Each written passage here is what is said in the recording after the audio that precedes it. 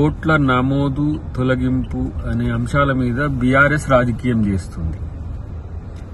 అది కంప్లీట్గా central election commission, state election కమిషన్కు సంబంధించిన అంశమైనప్పుడు కూడా అది కాంగ్రెస్ పార్టీకి, కాంగ్రెస్ ప్రభుత్వానికి సంబంధించిన అంశంగా చిత్రీకరించే ప్రయత్నం బీఆర్ఎస్ చేస్తున్నది. ఇది తప్పుడు సంకేతాన్ని తెలంగాణ సమాజానికి ఇచ్చే ప్రయత్నం.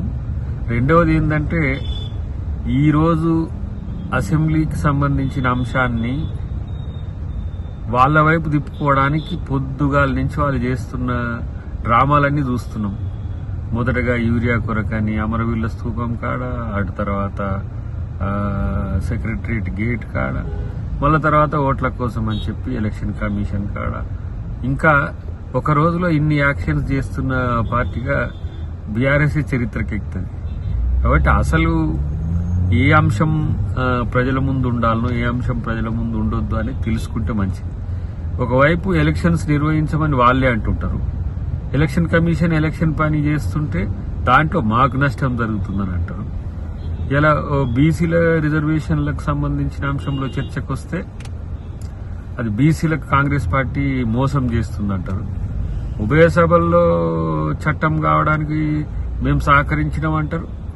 రెండవది మళ్ళీ బీసీలకు కాంగ్రెసే మోసం చేస్తుందంటారు. అటు కేంద్రం మీద అడగరు, రాష్ట్రంలో సహకరించరు. మళ్ళీ బీసీ రిజర్వేషన్లతోనే ఎలక్షన్స్ ముడిపడి ఉన్నాయి కాబట్టి ఎలక్షన్స్కు మేము బీసీ రిజర్వేషన్లు ఇచ్చి వెళ్ళిపోతామేమో అని చెప్పేసి మళ్ళీ ఎలక్షన్ కమిషన్ తప్పుదోవ పట్టించే ప్రయత్నం, ఎలక్షన్ కమిషన్ ఏదో తప్పు చేస్తుందన్నట్టుగా ప్రయత్నం చేయడం, ఇవన్నీ కూడా ఇన్ని రకాల ఏమంటారు యాక్షన్స్ ఇంకొకరికి సాధ్యం కావు.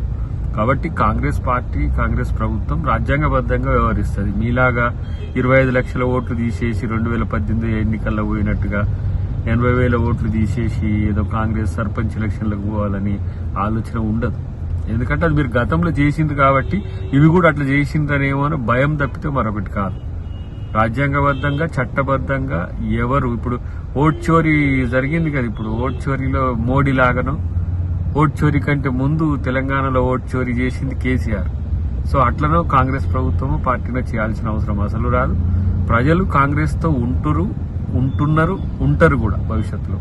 కాబట్టి ఇంకా ఇలాంటి చీప్ పాలిటిక్స్ ను పక్కన పెట్టేసి మీరు ప్రజా సమస్యలపై దృష్టి పెడితే మంచిదనేది నా అభిప్రాయం.